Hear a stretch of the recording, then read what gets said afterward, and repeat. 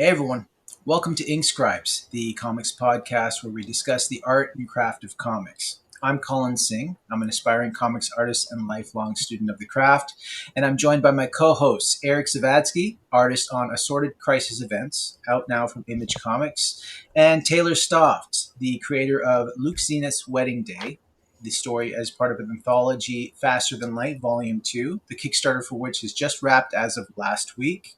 But the link will still be in the description below. Today, a very special episode, the first in a multi-episode look at the career of the almighty John Buscema. Specifically, we're going to be looking at Silver Surfer, the book which is arguably one of the best in his career and established him as a main player in Marvel Comics from the 60s through the 80s. Yeah, this is the Big John Buscema episode. Big John being the sobriquet that he gets from Smile and Stan in the credits most of the time. I tried taking a look, trying to find out how big is this guy, and all I got a lot of was Kirby wasn't really a king, so thanks Reddit for nothing. It's a mystery. We don't know how big he really is. Yeah, like he looks like a giant guy, but he looks formidable, doesn't he? He does, but I don't know. It's you never know. The thing is, everything I found about him, he's sitting down and kind of old, so you never know. But so would you say that Silver Surfer is his breakout book? It is, yeah, just because he was doing the Hulk, which he says is awful, and like he's really disappointed with the work on Hulk that he did. But it's actually where Stan was like, "You gotta get into Kirby. You gotta learn what Kirby's doing." But his work on Hulk is like, and he'd been back in comics because he leaves in '60. Goes into commercial art, and then in 66, 65 or 66, he's not quite sure which. I think it's probably 65. It's a call, and is eventually by Stan, and is eventually convinced, come back.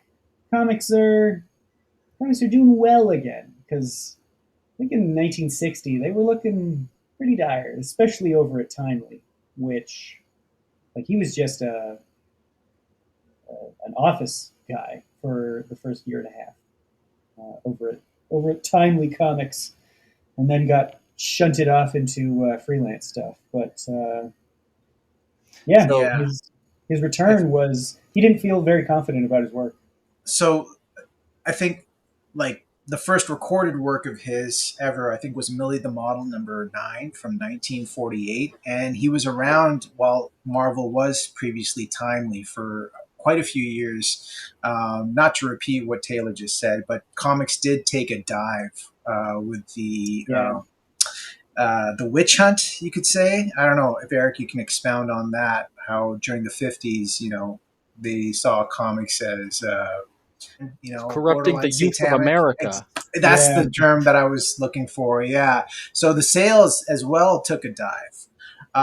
But around the 60s, with the birth of the new age of Marvel, with Spider-Man, Fantastic Four, the Avengers, and so on, things were on the up and up. And John Romita was actually instrumental in convincing.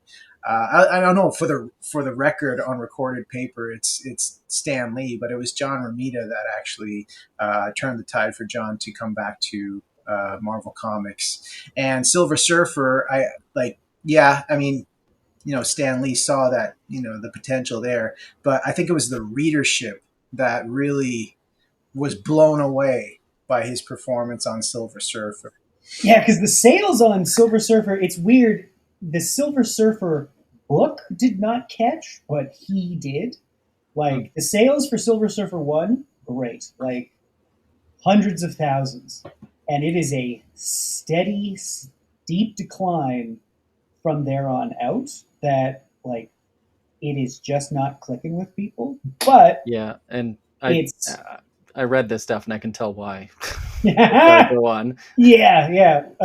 Viewers, don't feel like you have to really invest in the words that Stan Lee puts down. it's all about the Buscema art here. It's 100%.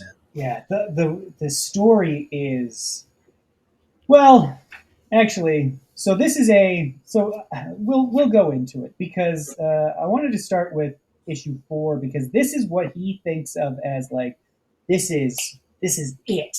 This is the book, and this is the one that like I'm gonna put all my energy into. I'm gonna really break out from the kind of Kirby-esque stuff that he felt he had been doing. He'd just been kind of aping Kirby, a lot of the layouts, especially. Which is what he was told to do when he got to Marvel, right? It absolutely is, yeah. Like But Marvel Comics at that time is Kirby. yes, It's like it's like Action Comics. It's bold. It's lots of foreshortening constant and motion, yeah, just big emotions. It's everything. melodrama. Yeah. Mm. But issue 4 is where he wanted to really break out of it, and I think even like on this second page, you can see like the stepstone layout, and then just like he's dropping out panel borders. He's letting things float freely. He's using Almost every needle page plates. has lack of a panel border on at least one panel. Yeah, just about. Well, not these two, but still, it's But no, you're right. Like there gets to be a point where it's like, yeah, you know what? I'll drop it out here. He's varying things up, but yeah, we were talking a couple weeks ago about Barry Windsor Smith doing Kirby, and then Barry Windsor Smith doing a mix of Kirby and Steranko, and how it becomes its own thing. But I look at these pages, and this is its own thing. This is Buscema doing his very own thing. it really is. Yeah, This does not look like the Kirby approach. It doesn't look like the Steranko approach. And yeah, these pages are gorgeous. yeah. Especially in this black and white. Because what do we got here? What is this called? The essentials. Artists. Check out the essentials. You get the sick black and white on that newsprint. Oh yeah. This Yeah, was, like lent to me most by of us Eric. work in black and white, right? Mm-hmm. So it's nice to be able to see the black and white art of these artists. It's nice to see color, but as an alternative, it's nice to strip away that color and just see what the artist is seeing before they hand it off to a colorist. Yeah, yeah, and you get to focus on like what he's putting down too. Like it's, I don't think I would have noticed in the color version that he is just not filling in all of this. It's just he's just kind of put the brickwork around, but he's not bothering to fill all of it in. It's just so he can like draw focus to like the posing, the anatomy, which personally I feel is his greatest strength is the anatomy. Although, Colin, it's interesting that you say that his first recorded work is Millie the Model. I saw an interview with him where he admits I didn't know how to draw women, so I started with a baby's head and just kind of elongated it, and that's how I What? got. Yeah, That makes sense. that was his technique for drawing women, and I think you can see it in like Shala Ball and especially Shala Ball in this. Yeah, like that's the Lady Sif. That is. It's just kind of it's the same Betty and Veronica syndrome, unfortunately, but yeah, you're right, Eric. He's just like, you know what? This is gonna be all me. What is this? What's going on here? I love this. But Yeah, it's like he's told to do Kirby, and like Kirby would never do that, right? no. Just like the disembodied hand and the face coming out of, I guess, shadow. And I have to say too, this is. It feels like he's really paying attention to Thor needs to look different than the Silver Surfer, than Loki, than uh, Fandral, and all of the Warriors 3. He's not really he's not falling into the tropes of, yeah, they're all kind of handsome white guys. Yeah. There is that argument between, who drew the best surfer. Well, actually, it's not really a fan argument. It's from Crimson fucking Tide. But, who draws the best surfer? Is it Mobius or Kirby? Everybody that reads comic books knows that Kirby Silver Surfer is the only true Silver Surfer. My personal favorite was always Buscema because of the deep black sockets.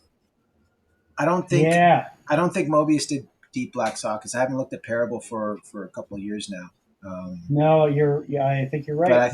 But I'm pretty sure, and I think Mike Allred has adopted this in his run for Silver Surfer too. Black sockets. Mike Allred and Olivier Coipel both. And Kevin McGuire, maybe.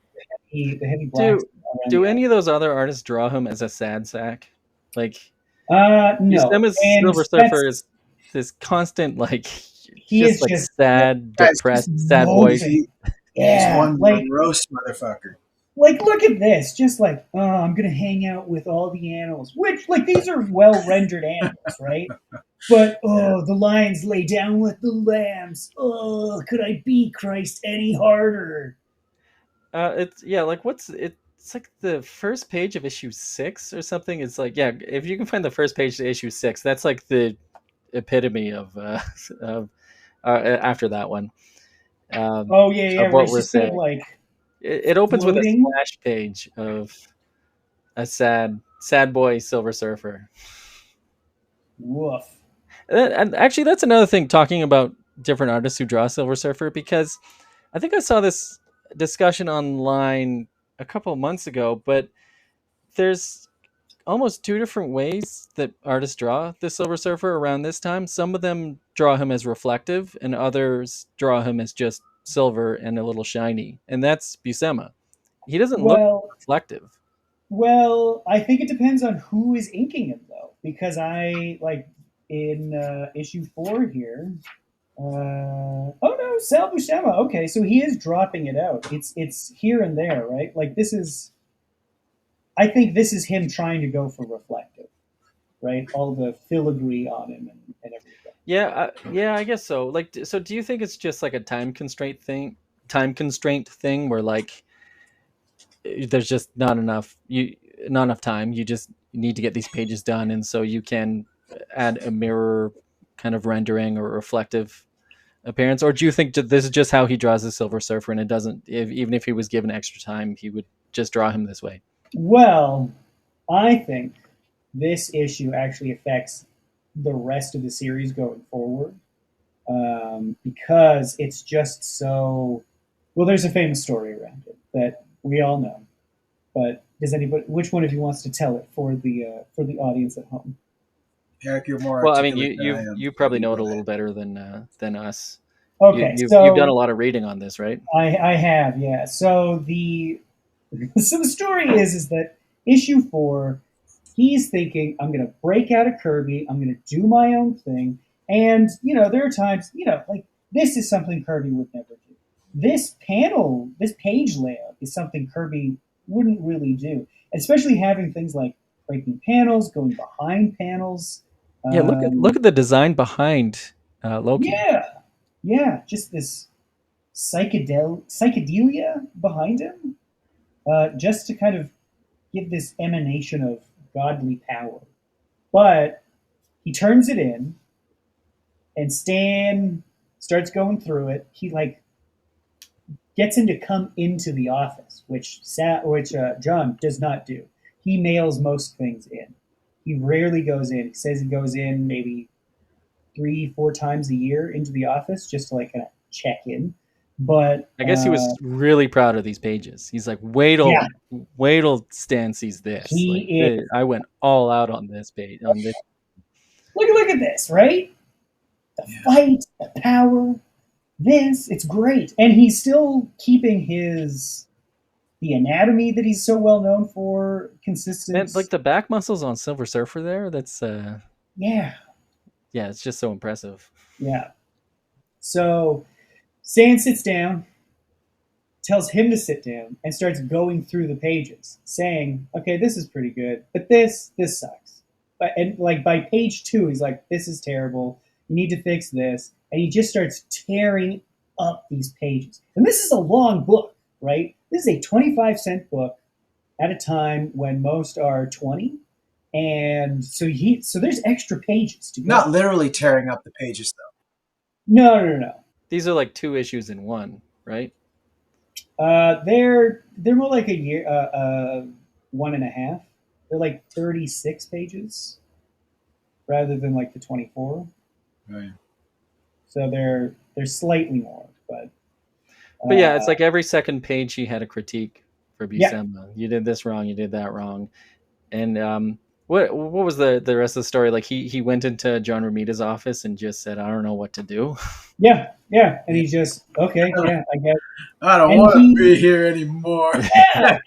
He internalizes the lesson of, okay, I guess back to Kirby, and we will see later on how that really affects him, because like this is him really pushing himself. This is him really trying to establish who he is. I love this layout of thought projection and memory and explanation all at the same time, right? This is Loki sharing a thought with Silver Surfer to let him know what's going on in Asgard. And the panel borders are a thought balloon that is then containing a thought balloon in order to kind of hammer home this is a quick explanation. Like it's an economical use of getting the story where it needs to be as fast as possible. We need to go to Asgard. Something's going on with Thor. He's being an asshole. You're the only one that can stop him. Come with me, right? And that's not something that you would see in Kirby. And then, as you say, he goes into art director John Romita Jr.'s office, and it's just like, I don't know what to do. Like, what? I really thought this was it. And then 7 or 8 years later, he gets a call from Stan, and they hash it out. And he doesn't say what they talked about, but he essentially says Stan was dejected about the sales for this character that he loves. Like this was Jack's character that Stan essentially took because he just loved the idea, and he wanted to use it as this the early version of Stan's soapbox. Like, I'm going to talk about being a good person and not being bigoted, and it's not, when you read them, it just doesn't click. And Buscema walked away from that conversation believing he wasn't upset. What was going on was, when he saw Surfer, he was just trying to exert control over a book that wasn't doing well. Okay. And he did it in just the worst way possible. Yeah, what I had heard was that they were having a conversation, and Stan Lee basically was talking about how issue 4 was the greatest comic he had ever produced, and he did such an amazing job. And Buscema, I guess, probably nearly fell out of his seat, going like, "What are you talking about? Like, when I handed that issue and you tore it to pieces, you said it was terrible." So he didn't say. And then Stan Lee, I guess, said that he didn't remember that. Like, what are you talking about? I don't remember that. That's what I had heard. But so the thing about these stories is that these are all being told by old men who are either trying to tell a story. They are all storytellers, and they're trying to put like something forward, or it's how they remember it because it was long ago, or they don't remember very well because they're old men. The version I read was that he didn't actually tell Buscema that number 4 was the best. He was telling other people that number 4 was the best. So, but that's the thing, right? Well, and the thing is that Stan could have told that story to Buscema and other people and gotten two totally, like, they could all be true. Yeah. And it's like, nobody's lying, but nobody's remembering it correctly. The unfortunate thing about the whole thing is that, like, this comic, issue 4 of Silver Surfer, like these stunning page designs, the great art, like, this is the Buscema we could have got for years to come. But instead he kind of defaults back to the Kirby page designs. And again, like it's still great stuff. Like his, as you guys said earlier, his number one quality is the anatomy, and that's all still there. But we lost the pure Buscema page designs, because I think like going forward from this point on, it's all just standard grids, right? Like It's 6 panel standard grids. grids, Yeah. and he's losing a lot of, like, I think this is a good example of what he's doing more of is like a lot of foreground, midground, background. Like he's really giving this sense of depth to panels. He was really that- trying with this comic, and Yeah, and Yeah, he's like a blue he's collar got- guy doing a he's got Joe 4 job, planes. Yeah, and I guess possibly a little bit of the passion for comics seeped out of him at this point, you could say. and there wasn't much to begin with. We all, like, every one of us either is or wants to be a comic book artist because we fucking love comics. Yeah. Not Big John. He it was a job to him. He loved drawing. Wanted to be, Colin, you said he wanted to be a painter, right? Yeah, he wanted to be a painter, and his birth name is Giovanni Natale Buscema. What's this book you have, Colin? This is Big John Buscema. It's a biography book with his comics and drawings. It was as part of a exhibition at a art museum in Spain, in Palma, Spain, in 2009, and this book was published in 2012. It's published in both English and Spanish concurrently. Like each column is, the left column is in English and the right column's in Spanish. But it's basically a biography and an interview and just a whole bunch of, I don't want to say never before seen work, but there's a lot of black and white work in there. There's a lot of his inspiration, like the Saturday Evening Post, and they reference a lot of his artists that he looked up to, and they have some of their artwork in here as well. Make sure to check out our episode on the Golden Age illustrators that we did not too long ago. And the introduction is by his wife too. I should cool. include that. Yeah. And really anybody nice watching this, if you want to see that book more in depth, I don't know, let us know in the comments, because we maybe we could do a flip through of it in the future. Seems like a pretty cool book. Yeah, this along with the Silver Surfer Marvel graphic novel, which is all splash pages, written by Stan Lee as well. I really want to take a in-depth look at that. That'd be great to see too, because it comes out about a decade later. This is the one I'm talking about. Right. Yeah. Dang. Yeah, Stan Lee Lee took ownership of the Silver Surfer, right? Like nobody for decades could touch Silver Surfer without his express permission.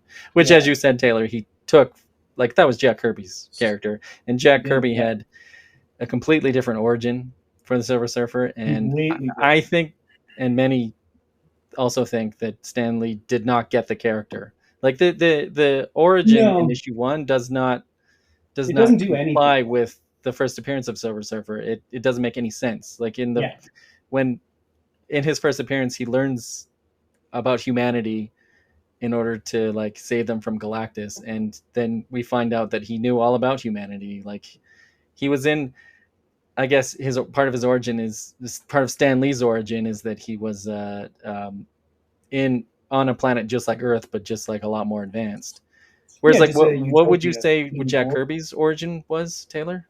It was that he is the silver stuff. Like he is made whole cloth from the silver substance that he's made of and rides on, and he just kind of appears from nothing as like Galactus created him from nothing and sends him out, and it's his contact with Earth that like awakens something within him. But he's essentially a robot, like an organic robot that learns what feelings are. Yeah, learns about humanity and then learns to love and appreciate humanity. Yeah. Whereas like in this comic with Stan Lee's writing, he's always angry. He's always talking about how terrible humanity is. Like, he's angry and humans. disgusted. Yeah, humans are selfish creatures. Like yeah, it's pretty.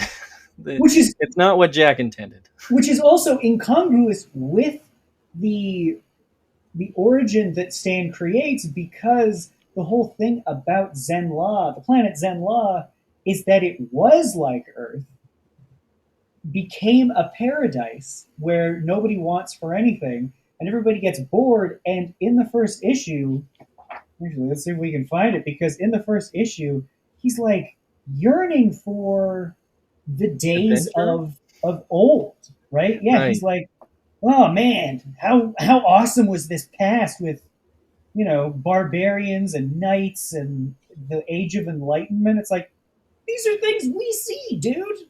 And this is what you want to refer to back to? This is what you want to get back to? And now that you have the chance and you're stuck here, like your thought isn't, oh, you know what I'll do? I'll try to like ferry them forward to a place like Zen-La, but not kill their exploratory, adventurous spirit. It's just, man, you guys fucking suck. Oh, you suck. It's bizarre. Like, it's such bad writing. Yeah, I think the secret to the success of Marvel in the 60s was that alchemy between Stan and Jack and Steve Ditko. But this is Stan Lee without Jack Kirby.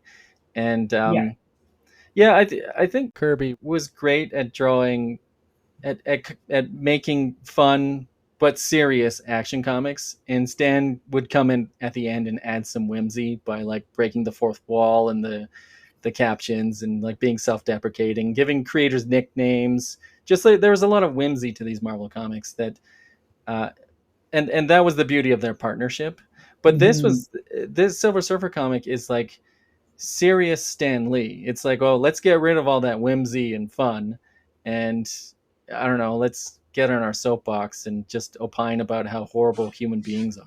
Well, I mean, Lee he was really into Shakespeare, and he really wanted to be seen as like a I don't want to say credible writer, a serious writer, right?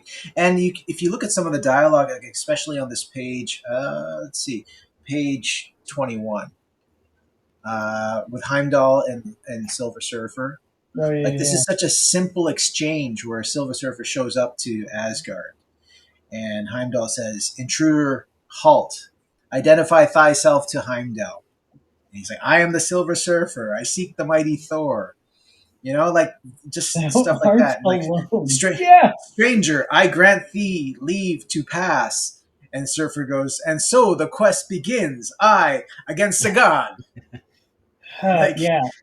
It's so it's not eye roll worthy, but he's trying really hard. It's very epic stuff, right? Like just everything it has. Yeah. It's pro wrestling. It's like the music's blaring, the champ is here. And like, come on in, and who be thee? And you know, it's just everything is just playing to the fucking rafters, except the rafters are your eyeballs. So it's which is, you know, for the most part fun. In a lot of stuff. But I think, Eric, you're right. It's like you need Kirby to temper that. You need them to both kind of cool off each other's worst instincts. Yeah. And whenever Stan tries to be super serious, it just, in my mind, it just doesn't work. But also, it does feel like with this, he looked around at Stan Lee looked around at all the other Marvel heroes and says, okay, I'll take a bit of Spider-Man's tragedy. Like, Spider-Man's always got a rain cloud over his head, so will Silver Surfer. And the X-Men are feared and hated, so I'll take that part too. And the Hulk is always hunted by the military, so I'll take that too. So it's like he takes every tragic part from all the other heroes and just like puts it all in one. I think they call it a hat on a hat in writing terms. It's just like, you've already got one hat. Let's stick with that. Yeah. And number 4 is probably the most famous issue and the most sought after and probably the most valuable of the entire run. But it's mainly due to the fact that Surfer and Thor are meeting for the first time. There's nothing to do. Like, there's nothing pivotal or big is about that this story. It's not the cover or anything. It's well, no, the cover is one of the most famous Marvel covers of all time, definitely. But outside of that, it's what happens. Surfer meets Thor for the first time. Yeah, he just And kind of Loki shows up tricks to them into Asgard. fighting each other, right? Yeah, he I mean, hangs that's the out. big. He eats at Thor's place. They get into a bit of a shoving match. They realize, oh, Loki's a liar. Right, I forgot. Loki's a liar. Okay, well, I'm gonna jet, and then they just leave. Like, there's nothing that really happens. Although, to get us back on track, I will say what you do get is like these sorts of high angles that I don't think Kirby really does. Right, that's one of the things I've been noticing throughout Buscema is he is really moving this camera around. He's willing to go at like canted angles, so you get this, and you can really see the future of his Conan work starting definitely. here. Yeah. It's real like, Conan vibes from that bottom panel. Yeah, just like look at this, like the throwing of the sword and all these fights. Like the fights feel like they have weight. They feel like it's two titans clashing with one another. Um, but Stan woke up on the wrong side of the bed, took a look at the sales figures, didn't like what he saw, didn't like that people didn't like his pet project, and decided to take it out that day on John Buscema. So, and I think we lost a great deal because of that. But that's just that's history. Yeah, it is, and it's just kind of it's too bad too because I think he does a great job of like this is Kirby-esque without being Kirby, right? Yeah, like this is Odin emerging, and I don't know, like I love Kirby's Asgardian designs, the kind of uh, cosmic machinery, pipes everywhere, squiggles, and just all the stuff that we're all aware. But this feels like a real melding of that tech and an ancient Viking lord. Yeah. Yeah, you really do see because okay, so this was his breakout book, but what is Buscema most well known for? Oh, Conzi, yeah. the barbarian. Yeah. So And it is interesting seeing all this stuff. Then that page on the right, that silhouette page. oh yeah, this Just masterful. right. Just how like Thor is a silhouette and he's framed by all the objects, and then but we also see the Silver Surfer. He's framed by the sky, and Yeah. well, I mean he's framed by the darkness, but it's just such a cool panel. And it's the sort of thing, again, I don't think you would have seen this in a Kirby page just because that's not, I don't know, Kirby wants you to be right up close to the action, but I think Buscema is comfortable enough to have you be pulled back and forth. I really like this page of it being open, and it's just like that's just the indication of the surfer. He's going so fast you can't even see him. He's getting more comfortable, I think, too, in his artistic abilities. Yeah, and he's got his own way of showing these power blasts. Mm-hmm. Yeah, there's not which a you lot. see all throughout this stuff. You get some Kirby crackle, but there's not a lot of it going on. Yeah, and I don't know who else draws like power blasts like that. Like the electricity sort of thing. Yeah, I don't know how to describe it, but it's very. I just like the how it's all over the place and there's just so much of it, and it's very very interesting looking. I've often wondered why, if he came from the world of commercial art, which was still a viable thing, like up until now, it's still a job you can have. I wonder why he didn't just go like, fine, Stan, if you don't like what I do, then I'm out of here. Like, or I'll go to DC or something. But yeah, who knows? Maybe he just said, whatever, I'll just try a lot less. And and then after this you get like a lot of 4-panel pages, a lot of grids, a lot of just like part of it is probably he agonized over the layouts. Like it's just easy to do all wide panels or 6 grids, or you don't have to do a lot of thinking to start off that way. But if you're going to do some wild layouts, you have to put a lot of thought behind it. So you end up saving a lot of time if you go the simpler approach. So there's a section in the big John Buscema biography book called "The Homecoming." So I'm going to read an excerpt from that. Cool. In 1961, the first issue of Fantastic Four was published, and the following year, Kirby and Lee created Hulk and Thor, whilst Ditko was in charge of drawing the first Spider-Man story. It brought together the group that would later create the Avengers, Ant-Man, Iron Man, and so forth. The group's debut was in 1963 at the same time as X-Men and Doctor Strange. It was also the same year when the company changed its name to Marvel. They grew in leaps and bounds, and pretty soon they needed help. So it was then that the three veterans who had almost shunned the genre during the crisis of the 50s now returned. John Romita, Gene Colan, and John Buscema. Mm-hmm. Buscema resigned from the agency in 1966 and returned to Marvel, and he was taken on as penciler as a freelancer but with the promise of regular work. His debut was Nick Fury, Agent of S.H.I.E.L.D. in Strange Tales number 150. Making sure that his style would conform to the publishing house's new approach. Kirby did the page layouts. Buscema maintains that he rubbed them out and drew them in his own style. At the same time, Kirby set out the company line, and they were expected to follow suit. In fact, after Lee rejected Romita's first pages for Daredevil, Kirby sketched the first two issues. Romita understood what was expected of him when he saw the sketches, which he held on to. And then later on, it says, according to Dolores, that's John Buscema's wife, Kirby was the master of comics. John always repeated that, even though he never had much contact with him. Actually, to that point, I'm going to bring up something that Buscema said. Jack Kirby lived it. He breathed it. It was his life. Everything that he did was comics related. He was constantly thinking of plots, of characters. I had no interest in comics. The only interest I had was how much I can earn and how fast I can make. At one time, I averaged 3 to 4 pages a day. I knew artists who were always having a financial problem.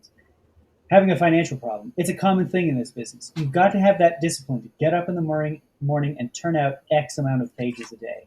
And I think that does kind of highlight why Kirby is different from other...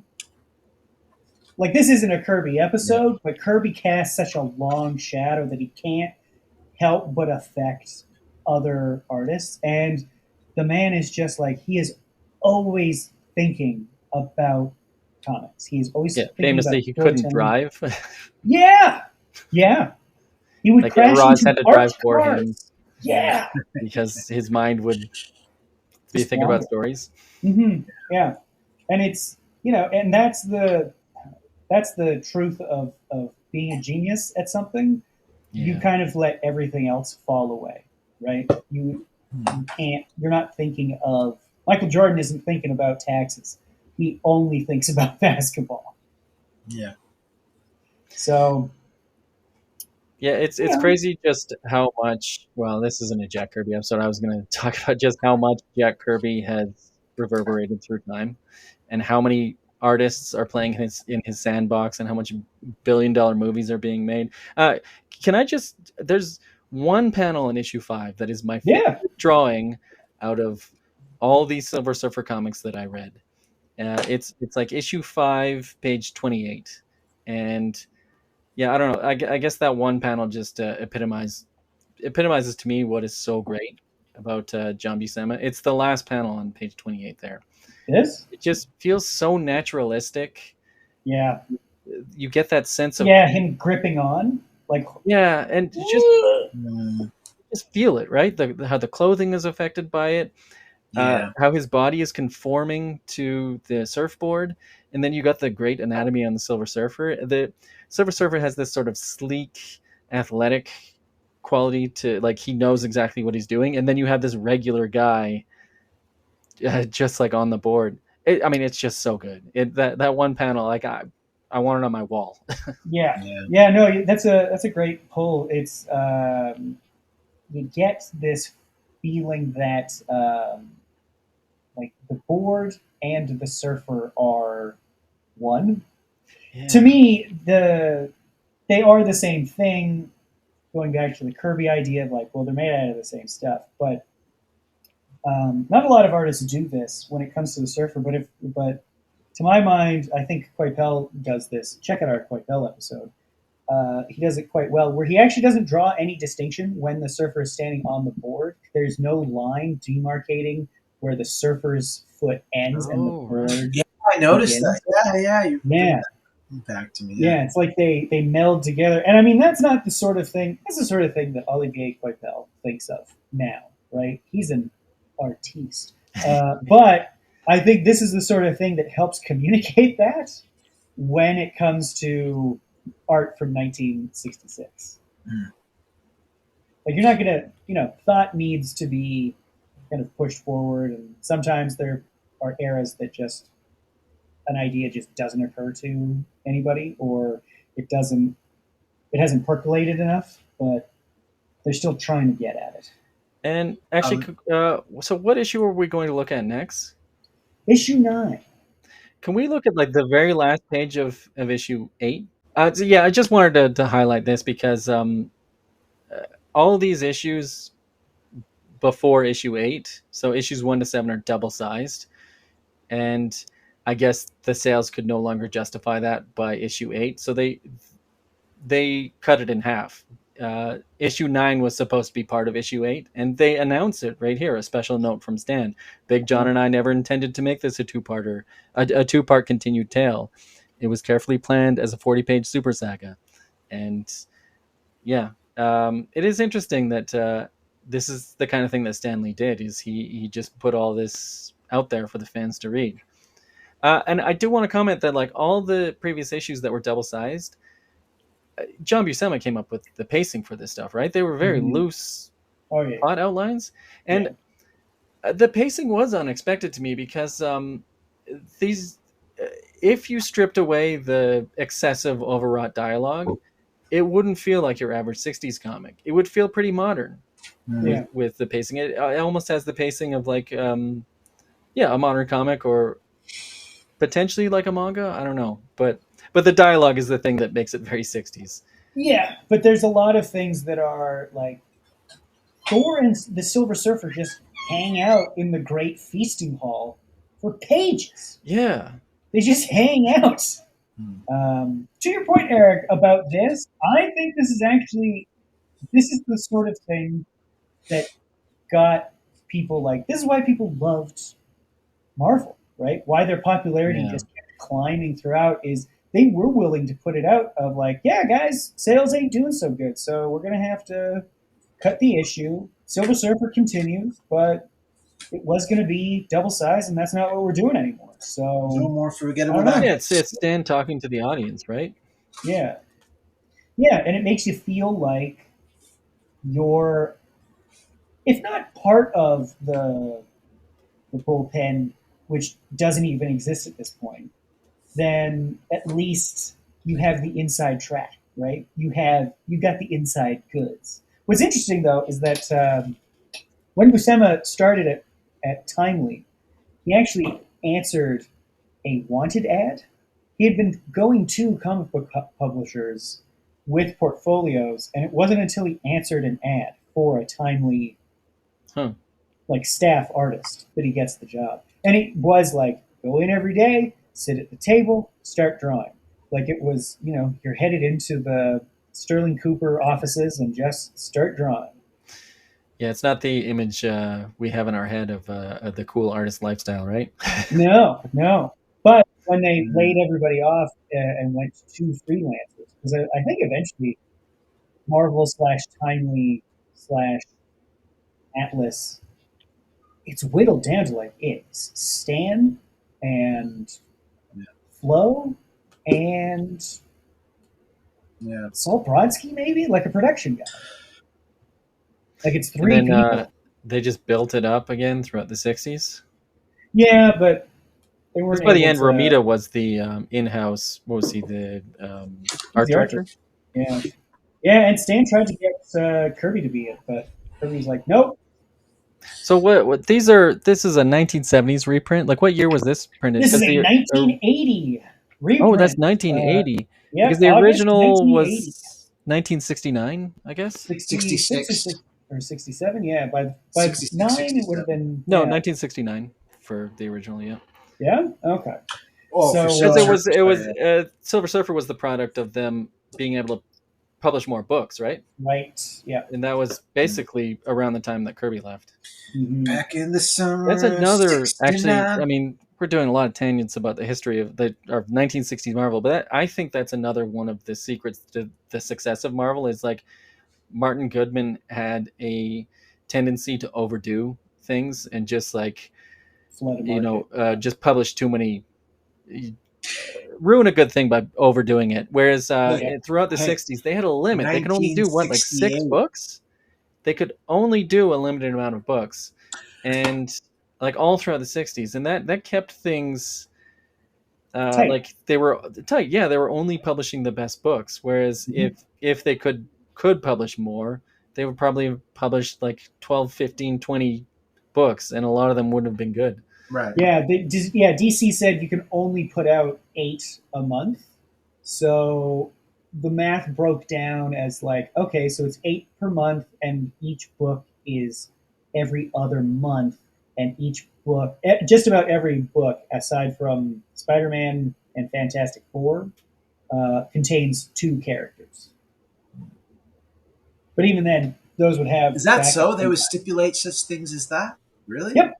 Yeah, because Martin Goodman in '57 he had his own. Because Marvel at the time in the '50s was part of a huge Byzantine honeycomb business called magazine management. It was just one small section of this business, and so he had grown it large enough that he had his own distribution company.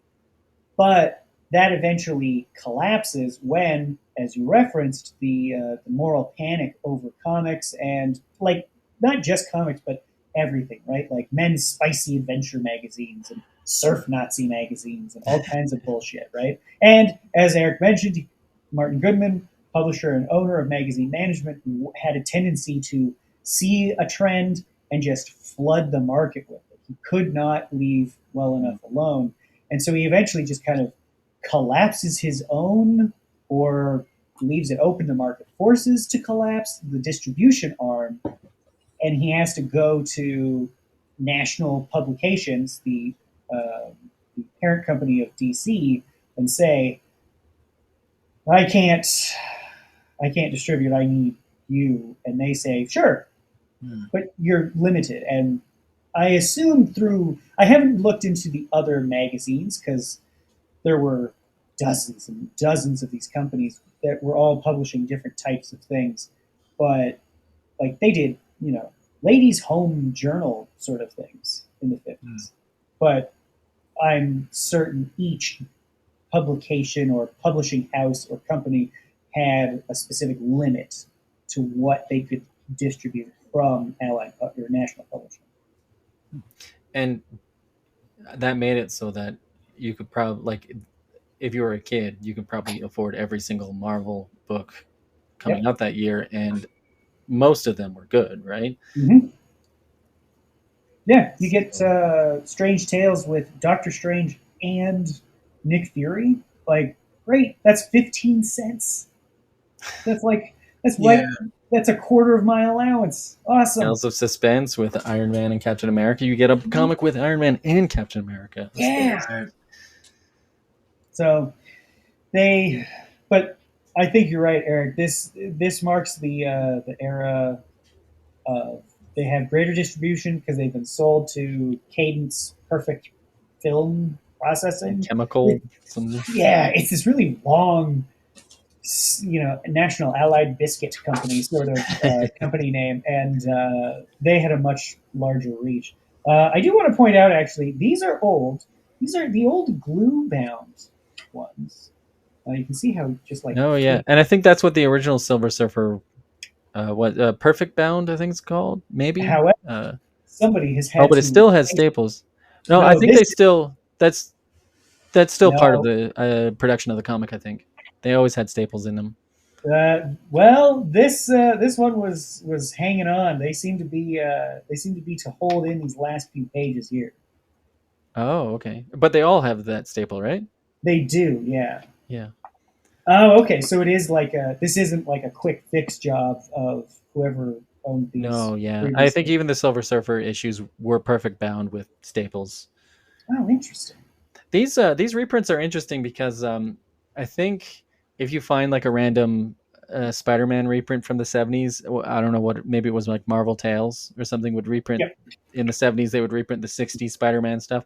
But I believe they updated a lot of the pop culture references. Like if a TV show was referenced, they would, yeah, like in the 60s comic, in the 70s reprint, they would update it to like, I don't know, talking about the Fonz instead or whatever, or instead of I Love Lucy or whatever it was. Yeah. That might be the 50s though. But there's not a lot of pop culture references in Silver Surfer, so these reprints are probably pretty accurate to the originals.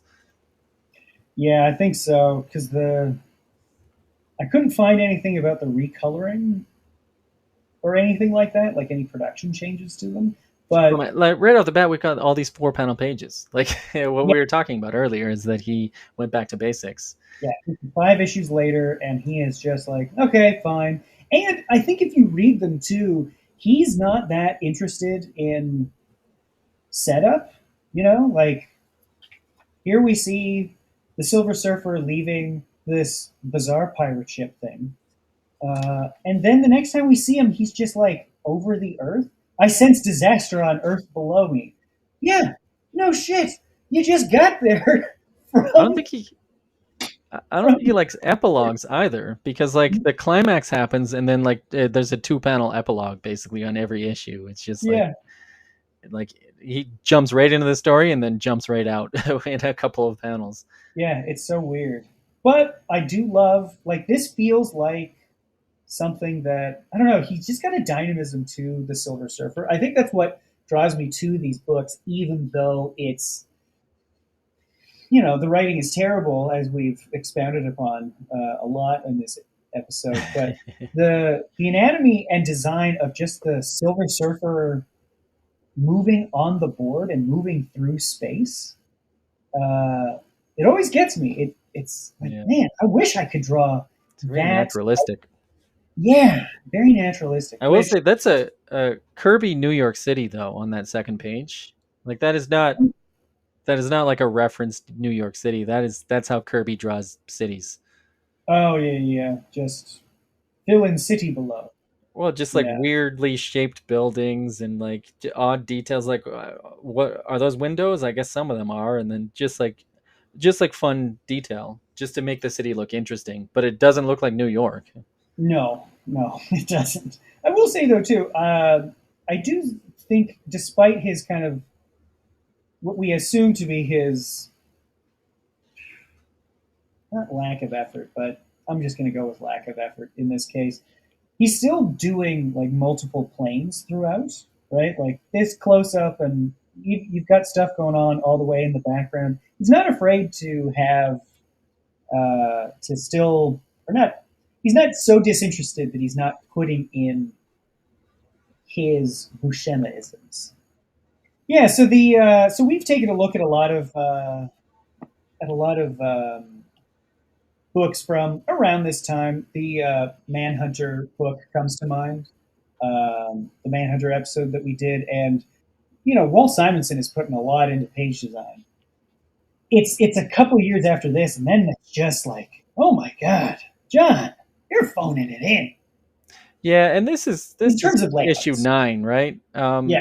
Like I think issue 8 looked a lot better than this. So yeah, I mean, 8 months in, you're gonna get a little burnt out probably. But yeah, I mean, this is not definitely not his strongest issue. No, and it's But to be fair, this was supposed to be the last half of issue 8. Like I think he was drawing these pages thinking this is still issue 8 I'm drawing. Right. Yeah. But despite the layouts, I do still love the anatomy. Although I think he was kind of burnt out at this point, and I do think that subsequent issues are a lot more interesting. Yeah, this might be his weakest issue. It is. The only thing that really stood out to me about it is this effect that he's done to show Mephisto kind of moving through the world. Yeah, I like how it's With colored. yeah, yeah, and You he know kind what? of and it blends in and out of, like, you can see some of the background, but not all of it. It's He's making good choices when it comes to how translucent and communicating that invisibility. Yeah. Yeah. What are you gonna say, Colin? Well, it's funny that even though like towards the end, his work becomes more and more like work for hire looking work, and yet it's still more and more more competent than what anyone else was doing at that time. Like he was a Sure. standout talent, and I'm pretty sure if people were buying Silver Surfer monthly, they would. I mean, without besides a select few, they wouldn't really notice the difference. They're like, no, it's just John Buscema drawing this amazing book called Silver Surfer. You know? You That is a know, good point. Like even when I'm not going to say he's phoning it in here, but even when he's like phoning Dude, you in can a say it. drawing, You can say it. well, even when he's phoning in a drawing, it's way better than 95% of the art out there, right? yeah, look at When this he's Exactly. this not Yeah. even crowd running trying, it's scene, great. right? Like, look at this. He's got Oh, beautiful woman, panel 3. Okay, here you go. there's that, but just like the variation, right? Like a guy falling and tripping in the crush of a crowd. That's really Yeah, well observed. Yeah, that's yeah. it's. I see this as kind of like I just watched Jurassic Park 2 days ago, and great movie, perfect film. There's I feel like like eight you of these watch that movie once a month. Probably once a year. Yeah, probably Yeah. once a year. I think about it a lot. But to my point, there's like eight of these now. And you know what the best two Jurassic Park movies are? The ones made by Steven Spielberg. And he is definitely phoning that second one in. What? Oh, yeah, big time. But it's still better than the subsequent movies, right? Yeah. Because he's True, still like, true. well, Yeah, you can't take the talent yeah, out of a guy even when he's phoning it in. And I think that's what we're seeing here is he can't draw a bad anatomy. It's just yeah. too in it. He can't draw an uninteresting face. I don't think we've really talked about it a lot, but or at all. But Mephisto shows up and is positioned as the Silver Surfer's main antagonist through this series. I don't think it's a good idea, but look at this face. That's a Well, great that was face. Mephisto's first appearance, right, in issue 3. Is it? So, yeah. Oh yeah, So, that's right. so I mean, he was set up originally as a Silver Surfer villain. And it kind of makes sense because, like, I mean, Silver Surfer is supposed to be the moral, like in Stanley's mind, he's the moral center of the Marvel universe. Pure He's the moral science. He's Yeah, police. Jesus, And so, who would yeah, be the best antagonist? Satan? the devil. yeah. Yeah, Yeah, But like, look at this. That's a great surf pose. You know, that's a yeah. great like. He's catching a wave. He's about to go into a tube, and that's what. But it's only 18 pages that we get of content now. Well, and This again, blue this was bound. originally supposed to be the last half of the of issue 8. But I mean, look at Crying Silver Surfer. That's like that epitomizes what this is and why it wasn't very Yeah, popular. It's just like he's weeping about how sad your humanity and sin was but weakness, and you found strength too late. like so these comics are made for 10-year-old boys. Like what would you think of this as a 10-year-old boy? 10-year I old think boys I who haven't read Shakespeare. I think I would be able to learn a lot about drawing from this when I was 10. Like that's Yeah, I mean probably there you would have go. been. Yeah, Yeah. yeah. Actually, to that point, were you an avid reader of comic strips?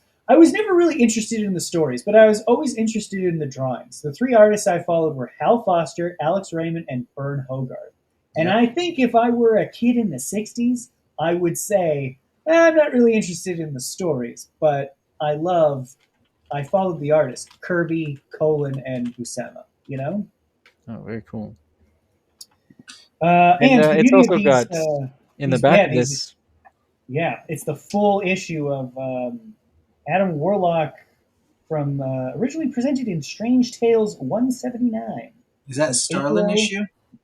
It, I think so. Yeah, those Jim I Starlin comics are think pretty so. cool. Yeah, I like them a lot. Yeah. It'd be nice if you found the earlier ones of this and we could cover that run, because I will keep an eye out. Yeah. those early Jim Starlin Warlocks are very cool. I didn't Very even know this 70s too. this book existed until you and I stumbled across the in the I found them when we were looking through that sale. Yeah, it was like an The red and estate white sale stuff. or something. The red They and were white like stuff. Oh, $5 that's each. right. Yeah, yeah, yeah. They were just giving these away. They had all these like 70s comics that were $5 a pop. Yeah, they were not well cared for at all. Yeah, but that's what we go for, right? The reader copies. That's right. Mhm. Um, yeah, I don't know that this one is not particularly interesting either. The only thing that really stuck out to me eh, is a lot of like again it's the anatomy, right? Mm. But I think there are better examples of it in other stories. But I do like the weird little like yeah, it's just sipping some tea. That's a really nice like realized version of how someone daintily sips tea from a small cup. Oh, that page is interesting because there is a penciled page in existence, and yeah, it's a completely different version of this page. In fact, yeah, I don't know the origin of it, but I guess we can pop it up on the screen. It looks a lot better than this. This page might be drawn by Ramita, this replacement page. Which one though? Because the one I'm seeing is this. Well, there's a page where he's waking up Oh yeah, from a yeah. bed, and then Oh okay, the yeah, next yeah, panel you see him sipping or being offered tea. yeah. And yeah, like, what do you think comparing these two? Like, I guess like one The is, faces are strange. I'll say that the yeah, and I faces think that of those might be everybody else. Ramita faces. Yeah, yeah. But They're all quite strange. it's interesting comparing these two because one is the POV of the Silver Surfer, and the other is the POV of people entering the room. And they went Yeah, with the one where it's the Silver Surfer's point of view. But right. the image where he's offered the tea just looks like a better illustration. Yeah, yeah. It But does. Like it the might new not one, have yeah, read as or well, the but old I don't one. know. I don't know the story behind this. But these are the only penciled pages of Buscema Silver Surfer that are in existence, as far as I know. And so if you see how Buscema drew the villain, like this Yeah, bald dude and the wife, it's completely different than what the villain looks like in the end. And that's why I think I've seen a lot of commentary where that's a Ramita face. The villain that went to publication is it does. drawn by Yeah, it Ramita. feels very Green Goblin Yeah. sort of thing. Let me see. I actually do have something about this because that you're right. It is weird that exists. Yeah, if anybody in the comments knows the story behind that, yeah, please post below and let us know because I'm very curious. It is interesting because like how Buscema drew the bad guy, he just looks like a regular dude, and how if this is Ramita, how Ramita drew the villain, it's like a villain out of central casting. It is like that's unmistakably a bad guy. Yeah, and the whole point of it is of this story is that he's a kind of rich British aristocrat who is dabbling in and then becomes consumed by witchcraft. He's supposed to be under the radar, but when he's got eyebrows like he's the fucking monarch from Venture Venture Brothers, Bros. yeah, it's like, oh, so I guess I know what's up with you.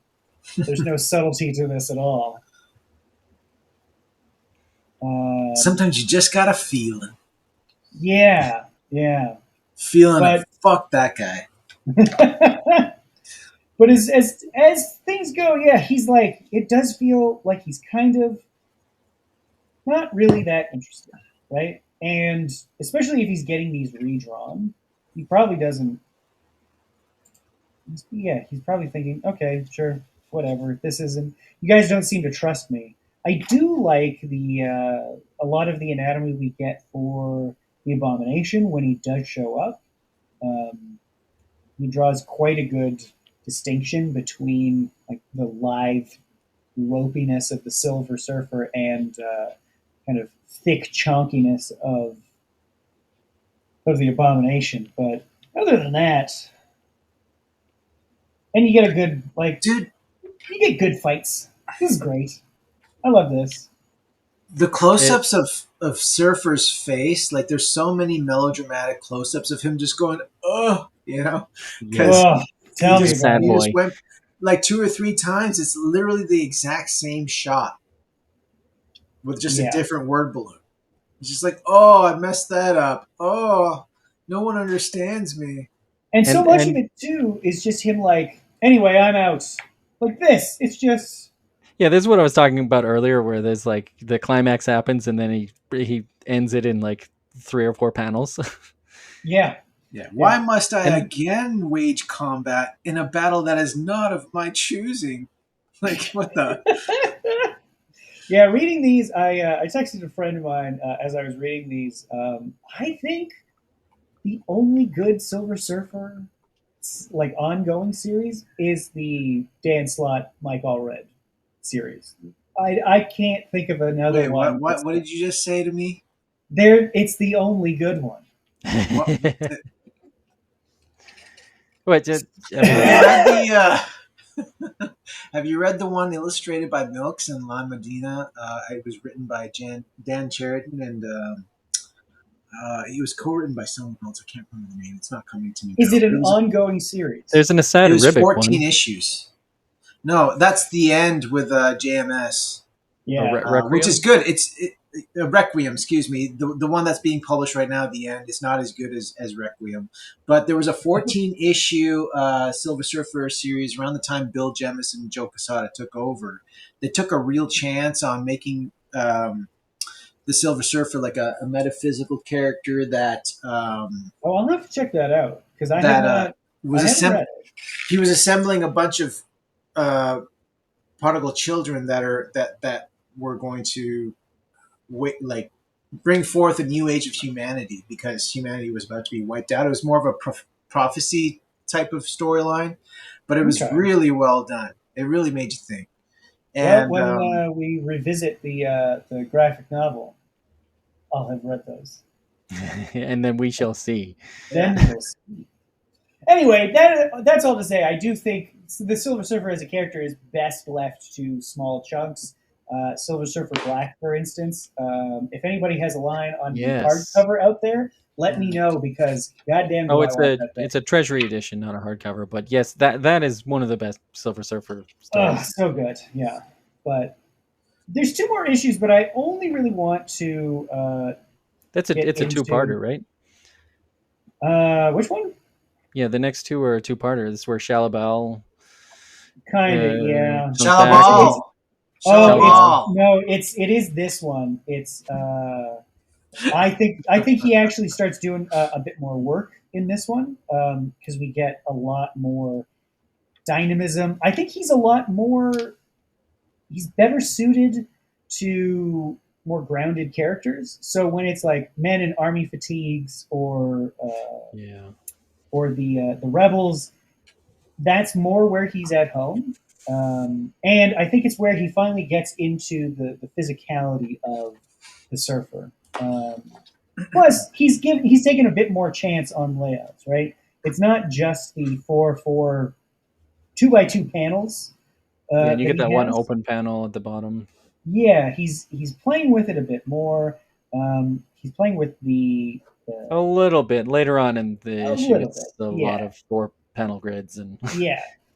But I think it's a good example of like, oh right, he can do like this is a great angle or that right. He's staggering stuff. He's giving depth to panels, um, and there's a lot of Ramita faces in this issue as well.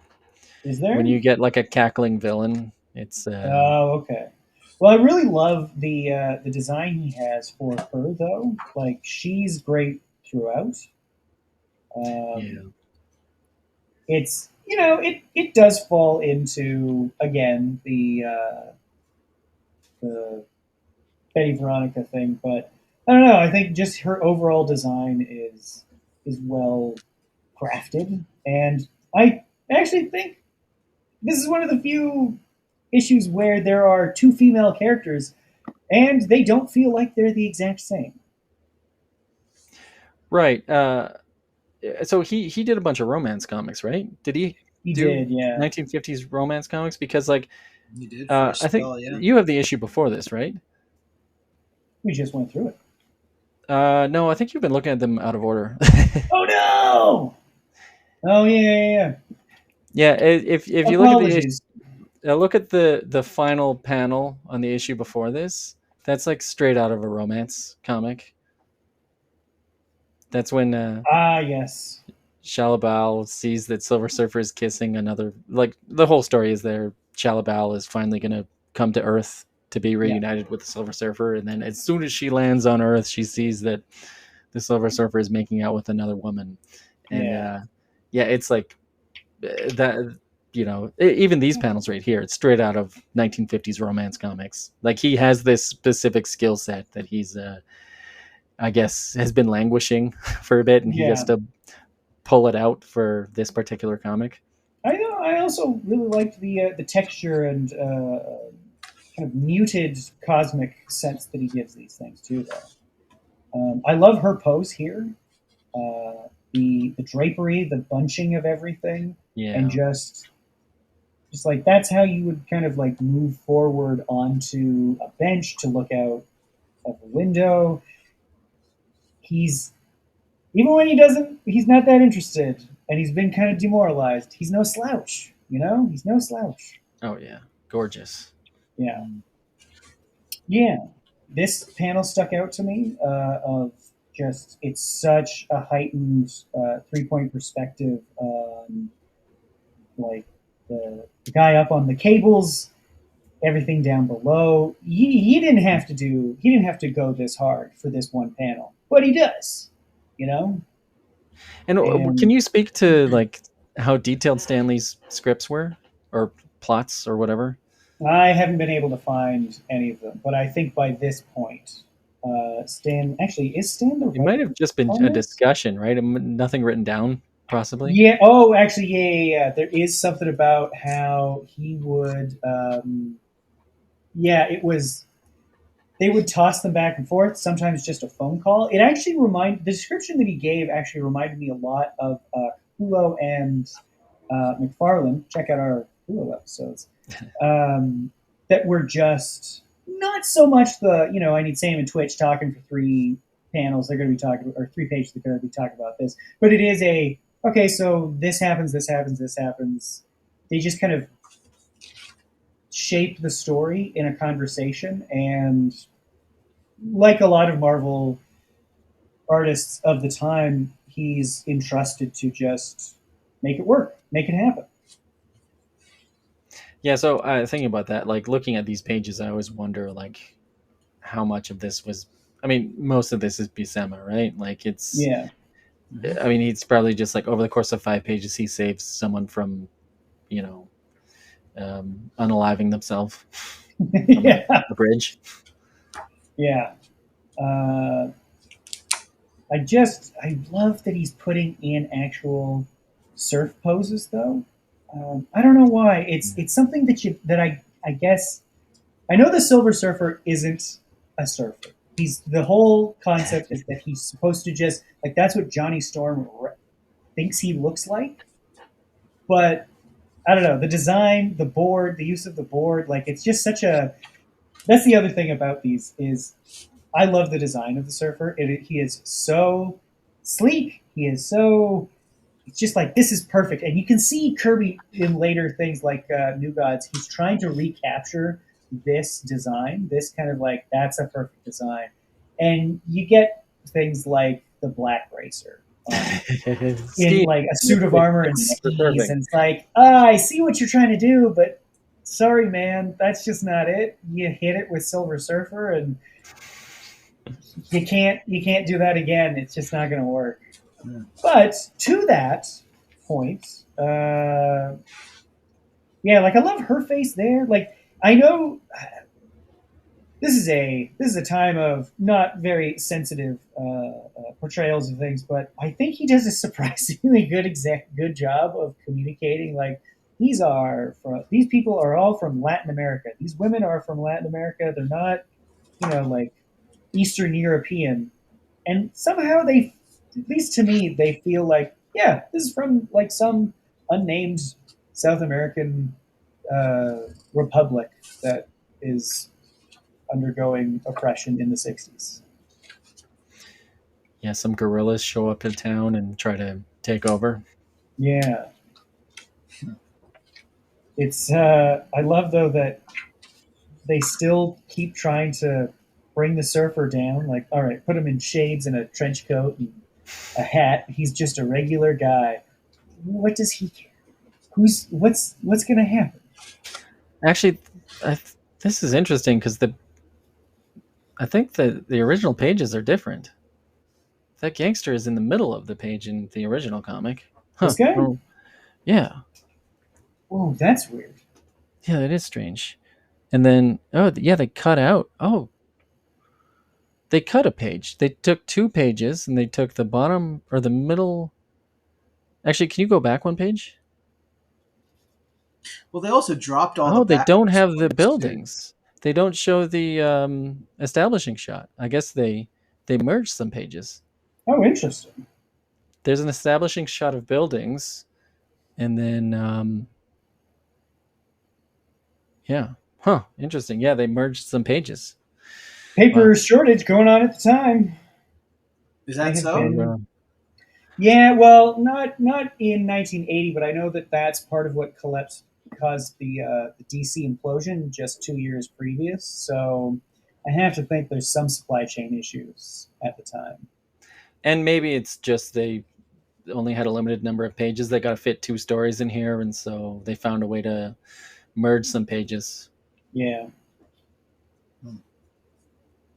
Yeah, but that panel where he's being shot at, that's another favorite panel of mine. I love how the shell casings are popping out. Yeah, it's just a very dynamic panel. I also like that he's dropped the detail out here just to focus on their surprise and his figure calmly walking away.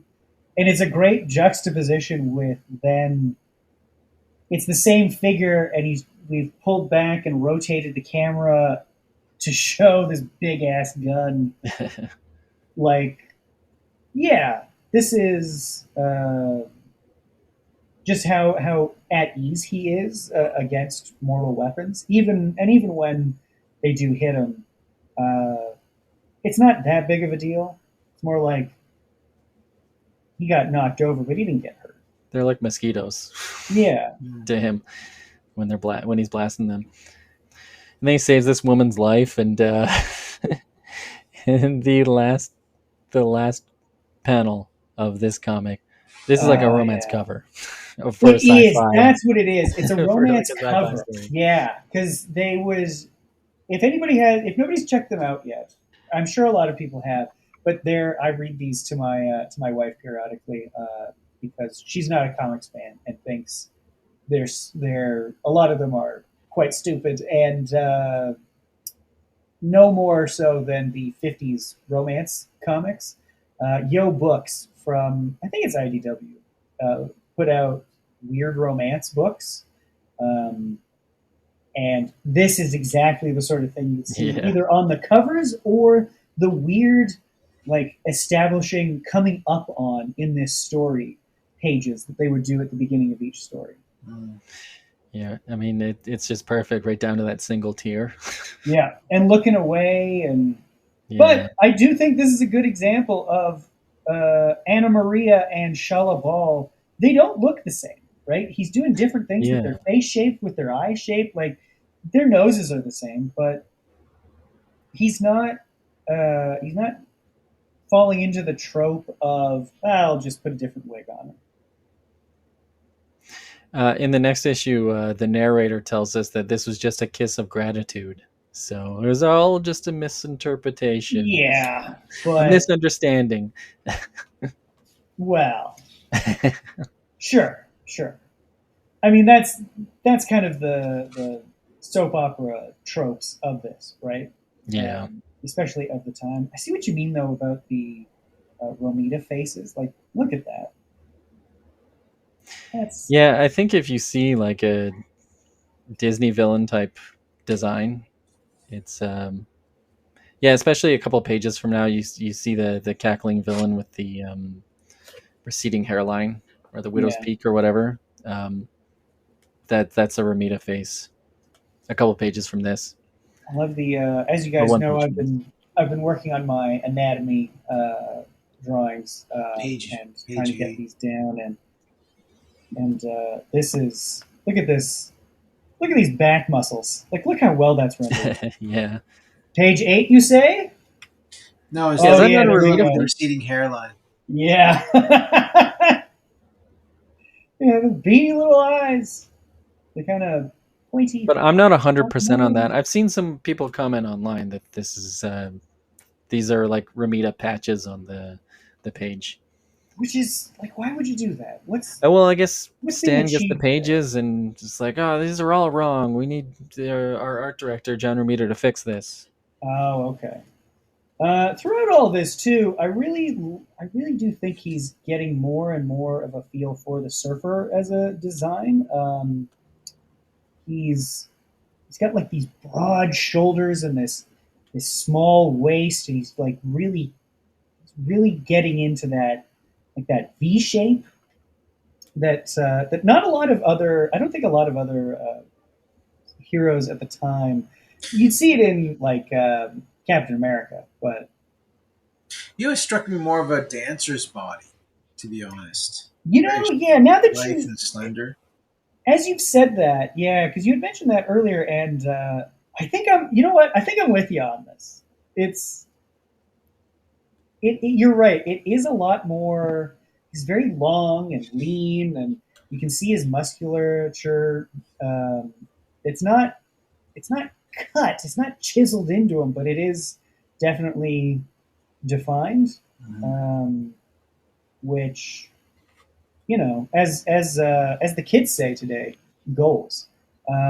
Which reminds me, if anybody out there is interested in looking more like the Silver Surfer, make sure to contact our own Colin. He's a personal trainer and knows how to carve you into the Greek god that you deserve to be. Yeah, first online consultation's free. There you go.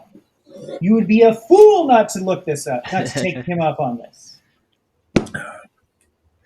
Here's some of that melodrama that Oh my god, is so yeah, big in yeah, Marvel yeah. Comics. See, I do think there are swap outs here because that feels like a very John, Buscema face. The eyes are more Yeah. proportionate. The way the skin folds over itself, it's just it's a lot more. I don't know. It feels more Buscema to me. Yeah, definitely. And then But with the end of it, what is this is called the illusion of change. When it comes to writing yeah, a Marvel comic, like although Shalabal finally reunites with the Silver Surfer, the creators have to find a way to end the comic with her gone because they have to maintain the status quo. The status quo is yeah, that he's longing for his love, on another and that he's locked planet. away from her, right? Mm. Throughout this, we get references to he is banished to Earth, and there's like a barrier around the planet at a certain maximum distance, so he can't actually leave. Yeah, and Um, this is the endless tragedy where he's hunted by yeah, the military and he's persecuted and there's always a rain cloud over it and he can't leave and his love is far away. It's just like no, you just stick to one thing. Like this is too much. yeah, and I think eventually the story goes that he realizes. I don't even know if it's even in the main series, but he realizes, oh, I'm not trapped. The board is trapped. So he just Oh, flies okay. past the Right. barrier. The character flies past the barrier, dematerializes the board, rematerializes it on the other side. Like, no, well, great, no more barrier, and just takes off. Yeah, I honestly only read up to issue like 12. Which I think the fact that we went through them out of order, and like I didn't even notice. I'll be honest, I didn't even notice that 12 was out of order. Came Yeah, I mean right they're meant after to be. 9. They're meant to be individual issues. Like you can pick up any comic, right? Every comic is someone's Yeah, first. yeah, but oh boy, they don't really connect to one another. But that said, I am glad that we went through these because I do think uh, there's a lot that you can still learn from Buscema in terms of staging, blocking, and definitely anatomy, Oh and yeah. it's and dynamism, right? Like even if the breakdowns of the pages aren't that dynamic, the Silver Surfer still looks great in motion. Yeah. I mean, it's So that's a bit of an honor to be on a failing book and you to be remembered for how great your work was on it. Like that Yeah, was his breakout book where everybody remembered. Like, mm, despite the comics not reading very well, like they're highly regarded because of Buscema. yeah, yeah, and just to cap it, so again, yes. taken from the big John Buscema biography book, much of this book is written by a writer named Florentino Flores, and for the Silver Surfer segment, he has some commentary along with a couple quotes from Buscema. I'm looking forward to So this. I'm not going to read the whole thing. I'll just take a couple of paragraphs. But due to like the so-called failure or declining sales of the book, he has some commentary on that, and he says the problem, I think, was what to do next, and Lee had no answer. It's paradoxical because he was using a formula that had been proven its effectiveness. I'm talking about the overdramatic dialogue, and about the primary struggle between good and evil, and about an alienated protagonist who young readers could easily identify with, like the character interpreted by Richard Gere in Breathless. He incorporates a few new aspects, like the character of the Silver Surfer, who may have been referred to as a messianic character, something that I will deal with in more detail in another paragraph. Um, but he wanted the Silver Surfer to be serious, and the result was the endless sniveling of the protagonist holding back the action. Of course, there are episodes where, in spite of it all, things do happen. I think that the one with Thor is the one with the clearest example. They cheat the hero. They offer him a deal where one part of it is something that he does out of goodness of his heart, and the other is something he really wants. More or less, the character moves from place to place with no fixed agenda. His problems are not visualized correctly, and his motives are far from convincing. He's good Yeah. personified is not that easy to form. I think that confronted with what has been, the Silver Surfer doesn't fail because he's messianic, but more so because he isn't so. Um, Besides, how can he complain about injustices if he himself has never experienced any? The scene where the Yetis boss him around is pathetic and verges on masochism. This is a guy who can fire cosmic rays out of his ass. Buscema had assumed Kirby's legacy and he had taken it to the next level. He took the explosions, the distorted gestures, and the spectacular planning and adapted them into a realistic, solid style full of energy and elegance. It enabled him to create panels like the one where the surfer, as a new Saint Francis of Assisi, rests among a horde of extraordinary beasts. You know, the one where Looks great. he's hanging out with Yeah. the lions and the hippopotamuses and all that.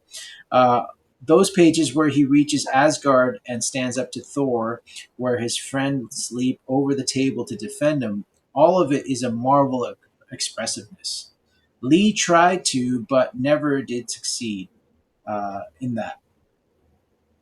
So yeah, Yeah.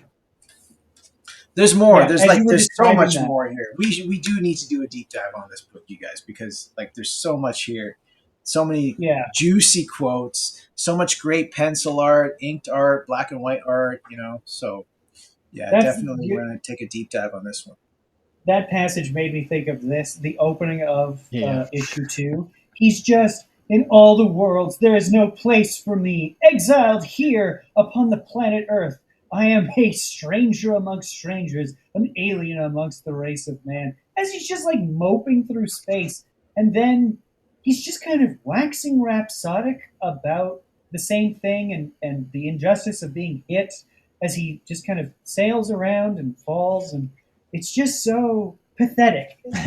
Like the passage said, it's just like, whack, do something, be something, go somewhere. Yeah. You just kind of stumble into situations that you are just trying to leave. It's not fun. It's not fun. It's attempting to be really deep and profound and important, and it's not. Yeah, because unfortunately, Stan is not that deep of a guy. I don't think. Yeah. And I don't think it's improper to say that. I think his Carnival Barker style is evidence of that. Well, the Carnival Barker style is the thing that made Marvel stand out. Yeah. And the highlight of Marvel,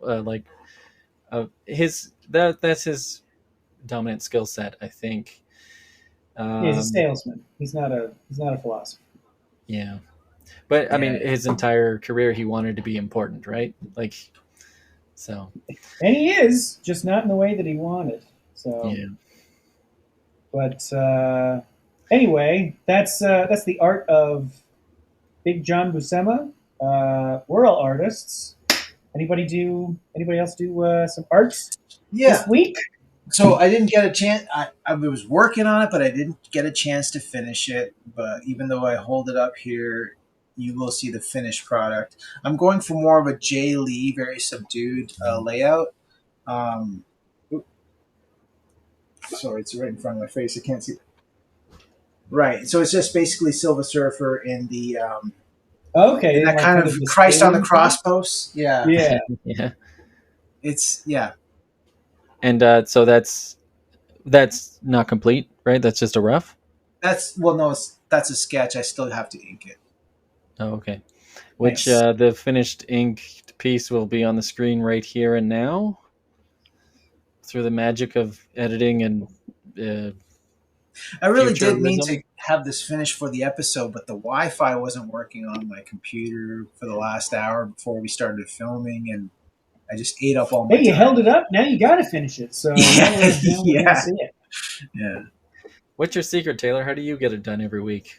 I do it while I do other things like watching terrible reality dating TV shows. Yeah. That's right. With the missus? Yeah. That's it. Yep. I do kind of monopolize a lot of the space around the couch, but yeah, that's a big part of it. Well, she loves you for all your for all the baggage you bring, right? Yep. Exactly. The baggage being your art supplies. I did not do. I wish I could say that I did an art piece.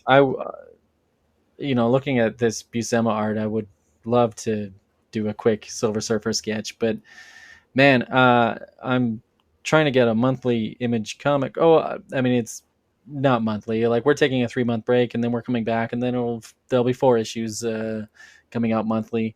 But I should say that similar to the Silver Surfer, like, these are double-sized issues. Like, these assorted crisis events issues are 30 to 35 pages long each, and that's not easy.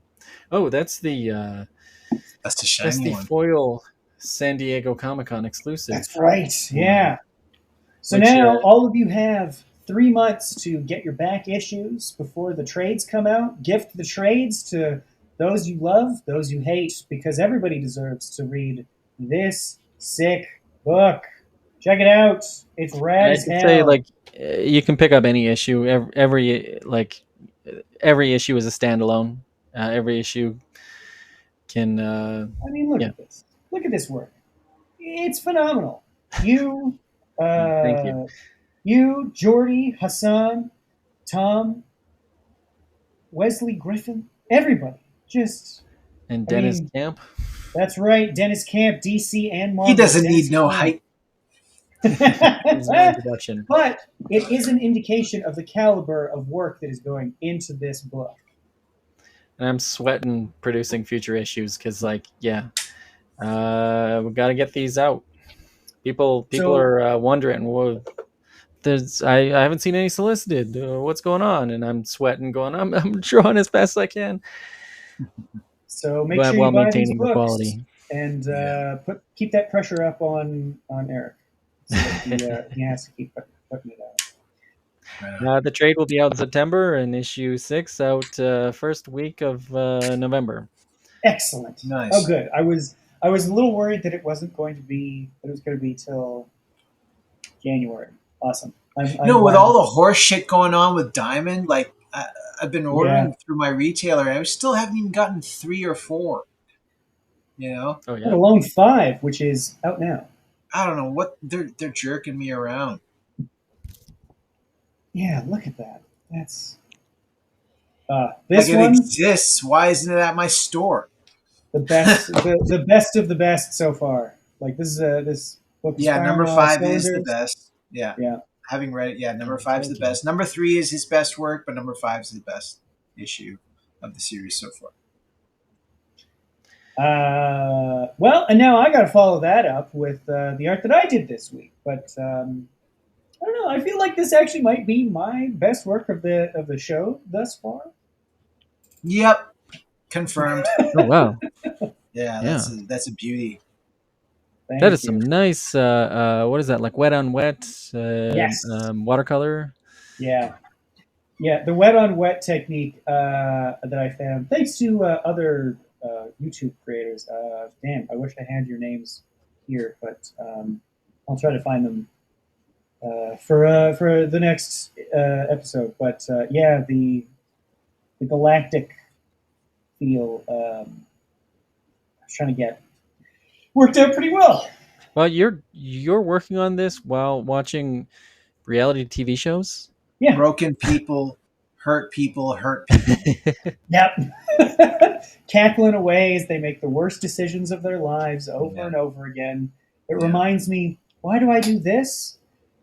Because this is tangible work that actually means something to at least myself and hopefully the audience. But their lives, they got nothing.